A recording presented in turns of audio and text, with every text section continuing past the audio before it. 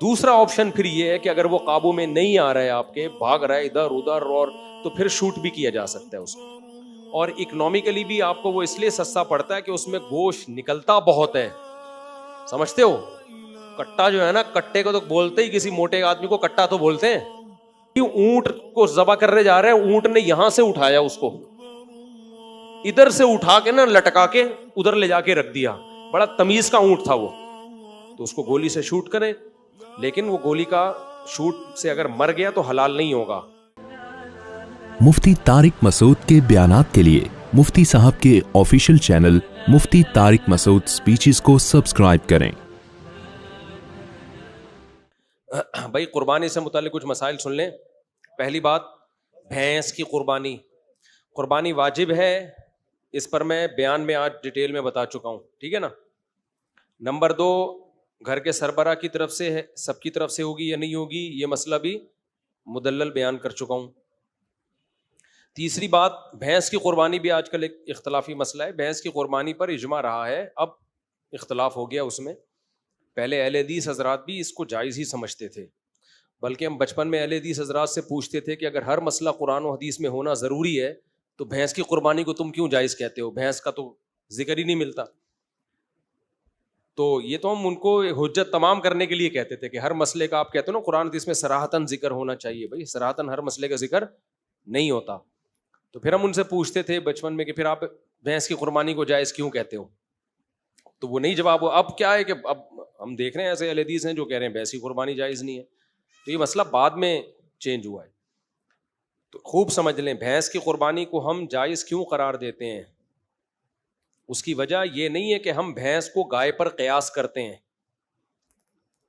قربانی کے مسائل توقیفی ہیں، ان میں کسی جانور کو کسی پہ قیاس نہیں کیا جا سکتا. اگر قیاس کو ہم جائز سمجھتے تو ہم ہرن کی قربانی کو بکرے پہ قیاس کر کے جائز کہتے. سمجھتے ہو؟ اور ہم نیل گائے کی قربانی کو اس گائے پر قیاس کرتے کہ دونوں کے گائے بھی کہتے ہیں اور سائز بھی تقریباً ایک جیسا ہوتا ہے، بس ایک میں پھرتیلی زیادہ ہے اور اس میں پھرتیلی کم ہے. تو قیاس تو جب ہوتا ہے، یہ قیاس تھوڑی کیا ہے، یہاں قیاس جائز نہیں ہے، کیونکہ یہ 4 جانور ہیں جن کے اللہ نے ہمیں قربانی کا حکم دیا اور وہ توقیفی ہیں، ان پہ قیاس نہیں ہو سکتا. تو سوال پیدا ہوتا ہے پھر ان 4 میں بھینس تو نہیں ہے. تو اس کا جواب یہ ہے کہ بھینس کو گائے پر قیاس نہیں کیا ہے، گائے کے ساتھ لاحق کیا ہے. لحاق ایک الگ چیز ہے، قیاس ایک الگ چیز ہے. یہ 4 جانور جو جائز ہے نا، یہ کیوں؟ اصل میں 4 چوپائے ہیں جو اہلی ہیں، پالتو ہیں، اور ان میں خاص قسم کے مفاد ہیں. تو اس معنی میں بھینس اور گائے ایک ہی چیز ہیں، اس کے بھی وہی مقاصد ہیں جو گائے کے مقاصد ہوتے ہیں، اور وہ بھی گھریلو ہے، وحشی جانور نہیں ہے. تو قربانی کے جانوروں کی جو جواز ہے نا، اس کا تعلق گھریلو چوپائے ہونے اور گھریلو چوپائے نہ ہونے سے. اب ہمارے جو اہل حدیث بھائی ہیں وہ کیا کرتے ہیں، ہمیں میڈیکل سائنس کے ثبوت اور عرف پیش کرنا شروع کر دیتے ہیں کہ بھائی دیکھو گائے میں اور بھینس کے ایٹیٹیوڈ میں بڑا فرق ہے. گائے پھرتیلی ہوتی ہے، بھینس سست ہوتی ہے. گائے کے لیے الگ قسم کا موسم چاہیے، بھینس کو الگ قسم کا موسم چاہیے. دونوں کے دودھ کے ٹیسٹ میں فرق ہوتا ہے. اس کا جواب یہ ہے کہ یہ وہ فرق ہے ہی نہیں جو شریعت میں معتبر ہو. یہ وہ فرق نہیں ہے جو شریعت میں معتبر ہو. شریعت میں معتبر فرق جو ہے نا قربانی میں، وہ چوپایا ہونا یا نہ ہونا اور اہلی ہونا یا نہ ہونا. اہلی کا مطلب پالتو. اسی وجہ سے نیل گائے جو ہے نا اس کی کیوں جائز نہیں ہے؟ وہ گائے جیسی تو بہت سی چیزوں میں ہے، لیکن وہ وحشی جانور ہے، پالتو نہیں ہے. ہرن کی قربانی کیوں جائز نہیں ہے؟ اس لیے کہ وہ پالتو جانوروں میں نہیں ہے، وہ جنگلی جانوروں میں آتا ہے. یہی وجہ ہے کہ یوک کی جو قربانی، یاک کہتے ہیں، یوک کہتے ہیں، پتہ نہیں کیا کہتے ہیں اس کو، یاک کی قربانی میں بھی علماء یہی بیان کرتے چلے آئے ہیں کہ اگر پالتو ہے، پل جاتا ہے گھروں میں، پلنے والا جانور ہے تو پھر جائز ہے، اگر جنگلی ہے تو جائز نہیں ہے. تو گائے اور بھینس کے جو مفاد ہے نا وہ بالکل سیم ہے. اس کو بھی گھر میں باندھ کے کھلایا جاتا ہے، بھینس کو بھی گھر میں باندھ کے کھلایا جاتا ہے، اور اس سے بھی دودھ حاصل کرنے کے لیے پالا جاتا ہے، اس کو بھی دودھ حاصل کرنے کے لیے پالا جاتا ہے. وہ بھی جگالی کرتی ہے، وہ بھی جگالی کرتی ہے.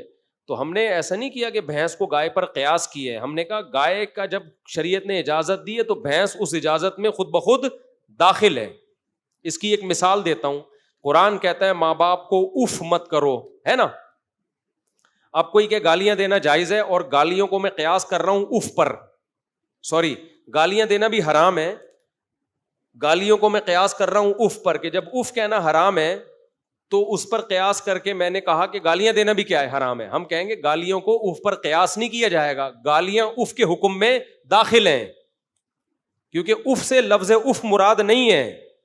اف کا مطلب ہے تکلیف دینا, تو تکلیف میں گالیاں تو بطریقہ اولا داخل ہوں گے کہ نہیں ہوں گی. تو جب اسلام نے کہا نا یہ 4 جانور ہیں, تو یہ 4 جانور نہیں ہیں, ان جانوروں میں کچھ چیزیں قدرے مشترک ہیں, تو جو بھی ہوگی اس میں وہ یہی 4 میں ہی داخل ہوگا. وہ سمجھتے ہو, چاہے طور طریقوں میں فرق کی کیوں نہ ہو. اگر طور طریقوں میں فرق سے حکم تبدیل ہونا ہوتا تو پھر گایوں میں بڑا فرق ہوتا ہے. عرب میں جو گائے حلال تھی وہ پنجاب کی گائے ویسی ہے ہی نہیں بھائی. عربوں میں جب قرآن نازل ہوا, گائے ذبح کرنے کا حکم دیا, تو کون سی گائے تھی؟ وہ تو سعودی عرب کی گائے تھی نا, مکہ مدینہ کی گائے تھی. اس کو الگ موسم چاہیے, پنجاب کی گائے کو الگ موسم چاہیے, آسٹریلیا کی گائے کو الگ موسم چاہیے. سب کے دودھوں میں بڑا فرق ہے, سب کے لائف اسٹائل میں بہت فرق ہے. آسٹریلیا کی گائے عرب کی گرمی برداشت ہی نہیں کر سکتی ہے. ہماری بھینس تو برداشت کر لے گی, لیکن آسٹریلیا کی گائے برداشت نہیں کر پائے گی. آسٹریلیا کی گائے میں دودھ زیادہ ہے, گائے کم ہے, اور ہماری گائے میں گائے زیادہ ہے, دودھ کم ہے. تو اتنے سارے, اگر فرق کی وجہ سے حکم تبدیل ہوتا تو پھر تو بہت سارے فرق, خود گایوں میں بہت فرق ہے. آپ گلگت کی گائے کو دیکھو, اتنی سی ہوتی ہے, جتنا مرضی کھلا دو اس سے زیادہ قد نہیں بڑھے گا, جتنا مرضی کھلا لو. اور وہ پہاڑوں پہ چڑھ کے نا ان کے مسل بہت مضبوط ہو جاتے ہیں. یہ والی گائے یہ اسپیڈ بریکر پہ نہیں کراس کر سکتی, یہ پہاڑ پہ کہاں سے چڑھے گی. تو اگر دونوں کے ایٹیٹیوڈ میں فرق شریعت میں معتبر ہے تو گائے اور بھینس میں اتنا فرق نہیں ہے, پنجاب کی گائے اور پنجاب کی بھینس میں, جتنے عرب کی گائے اور گلگت کی گائے میں فرق ہے, آسٹریلیا کی گائے اور انڈا موڑ کی گائے میں فرق ہے. بہت فرق ہے ان کے طور طریقوں میں, ان کے لائف اسٹائل میں, دودھ کی کوالٹی میں بڑا فرق ہے, سمجھتے ہو. لیکن یہ فرق شریعت میں معتبر نہیں ہے, کیونکہ وہ بھی باندھ کے کھلایا جانے والا جانور ہے, اہلی ہے, یہ بھی پالنے والا جانور ہے. تو اس لیے چوپایا ہو پالتو ہو, یہ ہے اصل. یہی وجہ ہے کہ شریعت نے جب ہمیں کہا نا دمبئی کی قربانی حلال ہے, تو اس میں چکی والا بھی آ گیا, بھیڑ بھی آ گیا. حالانکہ دونوں میں بہت فرق ہے, لیکن فائدے سب کے کیا ہیں. چکی ہونے نہ ہونے سے وہ چوپایوں کی فہرست سے بھی نہیں نکلے, اور پالتو ہونے کی فہرست سے بھی نہیں نکلے. حالانکہ چکی والا دمبا اور بغیر چکی والا, پنجاب کا کجلا اور کراچی کا دمبا بہت زمین آسمان کا فرق ہے اس میں. کجلا بالکل ہی ایک الگ چیز ہے, اینکی اور بغیر اینکی بڑے فرق ہیں, قیمتوں میں بڑا فرق ہے, گوشت کے ذائقوں میں بڑا فرق ہے. لیکن کیا ہے, چوپائے سب ہیں اور پالتو سب ہیں. تو یہ فرق شریعت نے معتبر نہیں. عربوں میں جو دمبے ہوتے تھے, ہو سکتا ہے وہ پنجاب میں ہوتے ہی نہ ہو وہ والے دمبے, اب ہو گئے ہوں, پہلے نہ ہوتے ہوں. لیکن جب دمبا ہے تو چوپایا ہے اور گھریلو ہے, تو پھر ان فرق کا شریعت میں اعتبار نہیں ہے. اس لیے ہمارے نزدیک بالکل وہی گائے کی بھینس کی قربانی میں اجر ہے جو گائے کی قربانی میں اجر ہے. سمجھتے ہو, بیل کاٹو بھینس کاٹو کوئی فرق نہیں ہے. بلکہ بھینسا اس لحاظ سے زیادہ بہتر ہے کہ ماہرین جو حکیم ہیں, جو غذاؤں کے ماہر ہوتے ہیں, وہ حکیم کہتے ہیں کہ بھینس کے گوشت میں فائدے گائے کے گوشت سے زیادہ ہیں, اس میں فیٹ بھی کم ہوتا ہے, اور اکنومیکلی بھی آپ کو وہ اس لیے سستا پڑتا ہے کہ اس میں گوشت نکلتا بہت ہے. سمجھتے ہو, کٹا جو ہے نا, کٹے کو تو بولتے ہی کسی موٹے آدمی کو کٹا تو بولتے ہیں, بھینسا ہی تو بولتے ہیں اس کو. تو اس میں گوشت بھی زیادہ ہے, اس کے گوشت میں بادی پن بھی کم ہے. جو ماہر حکیم ہے وہ بولتے ہیں گائے دودھ کا پیو, گوشت بھینس کا کھاؤ. اب اگر کہیں بھینس کے گوشت صحیح نہیں ہے تو وہ بڈی بھینسیں جو ایکسپائر ہو چکی ہوتی ہیں ان کو ذبح کر رہے ہوتے ہیں. لیکن اگر کٹے کو آپ ذبح کرو نا تو کٹے کا گوشت مطلب بولے کٹا ہی ہوتا ہے بھائی. البتہ ہمارے ہاں کٹا اس لیے قربان نہیں کیا جاتا بھینسا کہ وہ ہوتا کم بخت اتنا طاقتور ہے اور اتنے مسلز ہوتے ہیں اس میں گوشت سے بھرے ہوئے کہ قصائی گرانے کے چکر میں 2-4 قصائی خود گر جاتے ہیں. یعنی قصائی اس کٹے کو گرائے, اس سے پہلے کٹے کا خطرہ ہوتا ہے کہ اس کی گردن اتنی, ہمارے ایک دوست لے کر آ گئے تھے 2 سال پہلے, وہ گردن ہی کنٹرول میں نہیں آ رہی کسی کے, اتنی بڑی گردن ہے اس کی, وہ ہلی وہ جگہ سے ہی نہیں کوئی ہلا پا رہا, تو اس لیے بھی لوگ ڈرتے ہیں.